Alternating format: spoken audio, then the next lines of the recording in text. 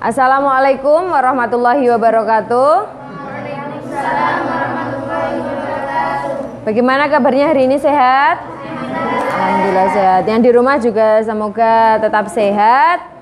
Ini pertemuan terakhir sebelum penilaian akhir semester ganjil ya di kelas 9. Untuk materi pada penilaian akhir semester ganjil, ini materinya adalah 3 bab di awal ya. 3 bab awal itu mencakup apa saja? Mencakup laporan ya, teks laporan percobaan, terus pidato persuasif dan cerita pendek. Ada 3 bab itu yang masuk di dalam penilaian PAS. Untuk itu kita akan mengulang lagi 3 materi tersebut supaya kalian lebih memahami dan sebagai persiapan untuk penilaian PAS. Tapi sebelumnya kita awali pembelajaran ini dengan basmalah. Bismillahirrahmanirrahim. Kita langsung saja di teks laporan hasil percobaan ya. Nanti yang harus kalian pahami itu apa saja? Yang pertama, struktur teks laporan hasil percobaan. Strukturnya itu diawali atau bagiannya diawali dari apa dulu? Diawali dari apa? Judul dulu. Setelah judul, tujuan, lalu dilanjutkan alat dan bahan, langkah-langkah, hasil dan kesimpulan. Disimpulan itu di bagian akhir. Jadi setelah judul, tujuan, alat dan bahan, langkah-langkah, hasil dan kesimpulan. Tujuan itu berarti sebuah bagian yang menjelaskan tujuan dibuatnya percobaan tersebut, dilakukan percobaan tersebut itu tujuannya untuk apa, itu dijelaskan pada paragraf ya, pada paragraf pertama. Lalu dilanjutkan alat dan bahan, alat apa saja dan bahan apa saja yang digunakan untuk percobaan ditulis semuanya. Langkah-langkah melakukan percobaan harus ditulis secara sistematis. Apa itu sistematis? Secara urut ya, sesuai dengan urutan kegiatan yang dilakukan. Dan yang selanjutnya adalah hasil. Hasil ini nantinya diungkapkan semuanya, dijelaskan semuanya hasil dari percobaan. Bisa berupa angka, bisa berupa tabel ataupun diagram ya. Bisa berupa grafik yang menunjukkan hasil dari pengamatan atau percobaan yang kalian lakukan. Dan di akhir adalah kesimpulan. Kesimpulan ini apa yang menjadi bahasan yang ada pada percobaan itu disimpulkan. Bagaimana hasil akhirnya disimpulkan di bagian kesimpulan. Itu untuk teks laporan hasil percobaan. Lalu ciri kebahasaannya yang digunakan adalah yang pertama menggunakan kalimat kompleks. Kita mengenal kalimat simpleks dan kalimat kompleks. Apa itu kalimat simpleks?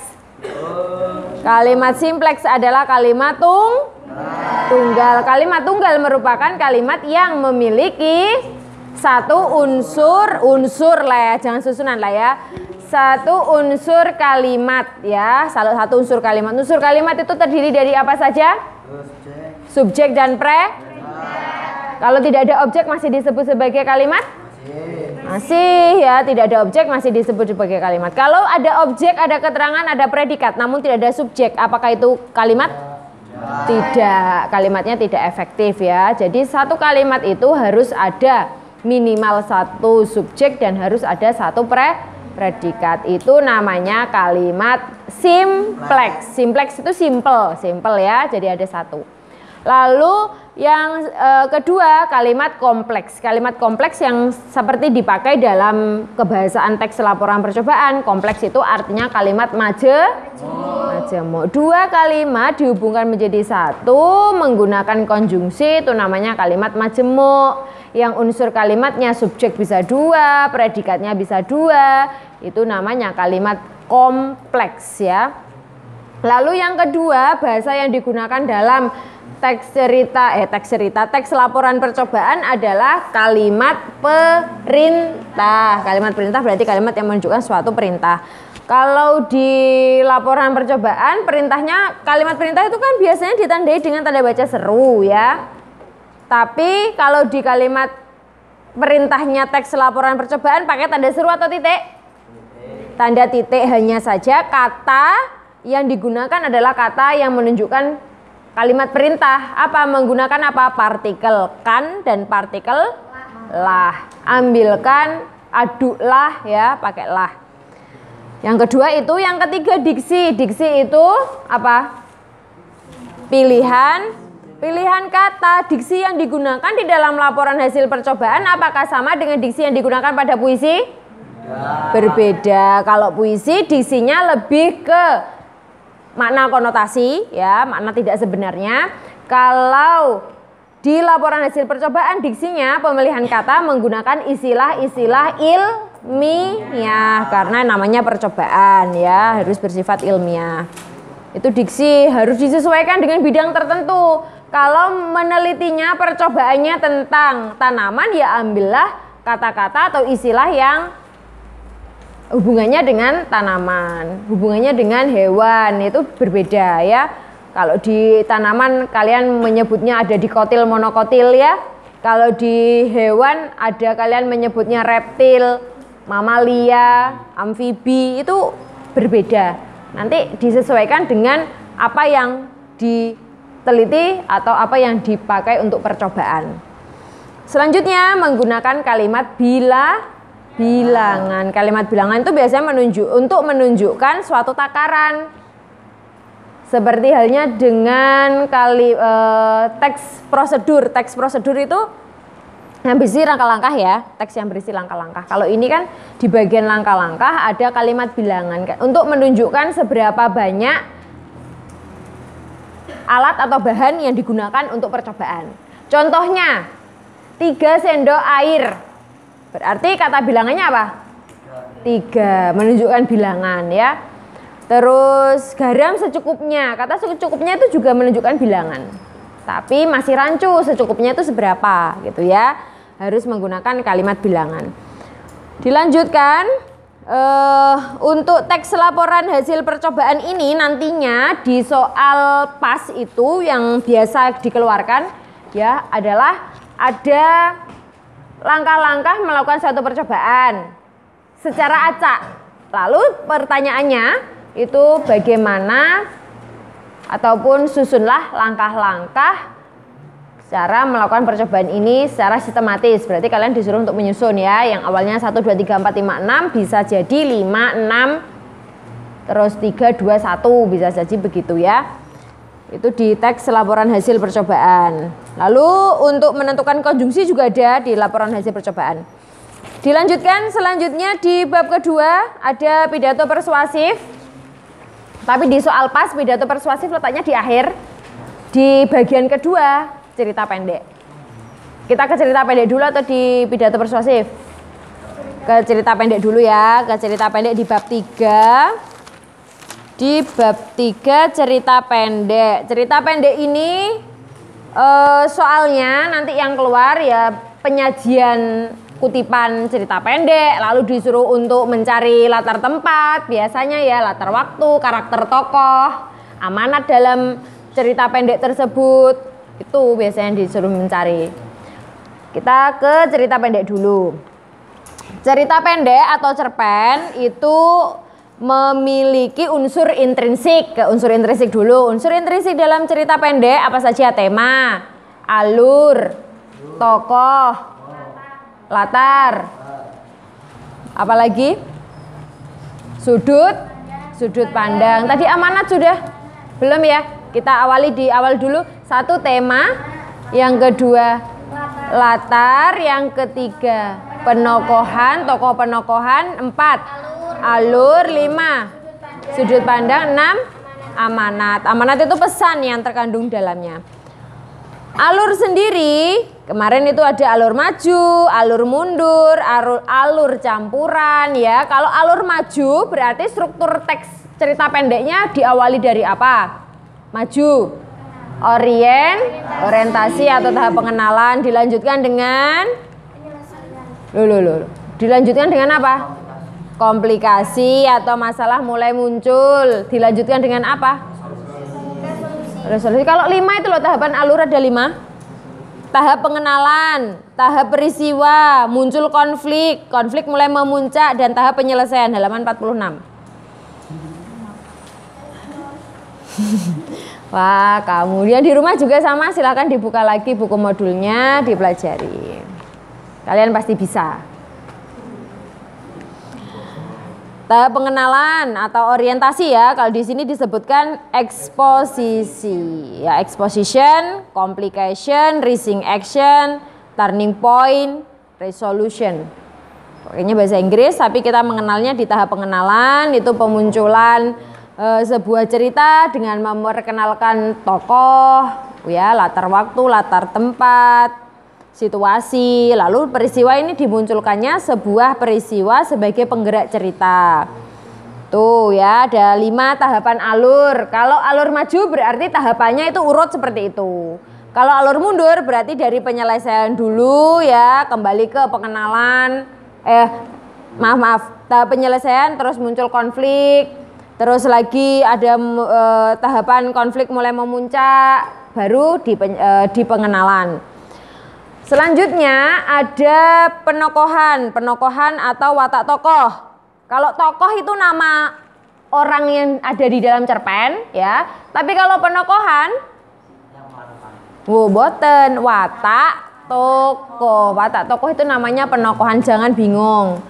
Watak tokoh merupakan penokohan. Watak tokoh ya sesuai dengan sifatnya dibagi menjadi 3. Ada antagonis, protagonis, tritagonis. Lalu kalau protagonis itu tokoh yang memiliki watak positif ya. Lalu antagonis negatif atau kebalikan dari protagonis. Kalau tritagonis penengah. Cara menentukan watak tokoh itu bisa melalui analitik, dramatik. Masih ingat gak? Analitik, dramatik secara langsung dan tidak langsung. Ingat gak? Penentuan atau metode menentukan watak tokoh atau penggambaran watak tokoh oleh penulis itu digambarkan melalui metode analitik dan dramatik. Kalau analitik secara langsung, contohnya ya, Labib merupakan siswa yang rajin. Berarti sifatnya si Labib apa? Rajin, langsung dituliskan ya. Tapi kalau Labib tidak pernah bosan mengerjakan soal-soal yang diberikan oleh gurunya, sehingga dia mendapatkan juara kelas dari hasil kerja kerasnya. Kalau kerja keras nanti sifatnya di situ ada ya, dari hasil belajar tersebut. Berarti Labib memiliki sifat apa itu? Rajin, kerja keras juga ya, patuh pada guru. Itu secara tidak langsung, tidak tertulis di dalam teks, namun ada. Itu namanya metode dramatik. Tersurat dan tersirat. Pernah dengar nggak kata itu? Tersurat dan tersirat. Kalau tersurat berarti ada dalam tulisan ya. Kalau tersirat tidak ada, tidak ditulis dalam tulisan, namun ada ya. Kita bisa menyimpulkan sendiri ketika setelah membaca itu kita simpulkan, itu namanya tersirat. Tapi kalau tersurat langsung dijelaskan di situ ada. Lanjut, latar, ada latar waktu, latar tempat, latar suasana. Latar waktu berarti penunjuk waktu, bisa suatu hari, pada sore hari, petang ya, malam hari. Lalu latar tempat berarti tempat terjadinya sebuah peristiwa. Itu latar tempat, latar suasana, bagaimana suasana dalam cerita tersebut ya. Dilanjutkan dengan sudut pandang. Sudut pandang dibagi menjadi 2. Ada sudut pandang orang pertama dan ada sudut pandang orang ketiga. Gak ada sudut pandang orang kedua nggih. Kalau orang pertama menggunakan kata ganti apa? Aku, saya. Tapi kalau orang ketiga kata gantinya kami, dia, nama, orang. Itu sudut pandang. Kalau penulis seolah-olah sebagai orang yang mengalami sebuah peristiwa, berarti aku sebagai pelaku utama. Tapi kalau penulis yang menceritakan tokoh yang mengalami sebuah cerita, contoh ya, tokohnya bernama Sagita. Tapi penulis itu menjelaskan tokoh Sagita seolah-olah penulis itu mengetahui semua yang dirasakan, yang peristiwa yang dilalui oleh Sagita. Berarti penulis sudut pandangnya orang ketiga serba tahu. Ya, serba tahu, penulis itu serba tahu. Penulis sebagai orang ketiga yang menceritakan Sagita dan dia orang yang serba tahu. Itu namanya orang ketiga serba tahu. Terus itu sudut pandang amanat berarti pesan nggih. Ini bisa juga tersurat, bisa juga tersirat. Tapi kalau dalam cerpen itu biasanya tersirat. Namun kalau dalam fabel tersurat, letaknya di mana? Ada pada koda. Kalau di fabel ada pada koda. Koda itu sebuah bagian yang digunakan untuk meletakkan amanat. Fabel tahu cerita tentang hewan atau binatang, yang tokohnya hewan atau binatang itu ada struktur namanya koda. Di situ letak amanat. Ya, untuk kalau cerpen tersirat biasanya. Itu untuk cerita pendek. Ini majas ya, majas silakan dihafalkan semua untuk majas itu.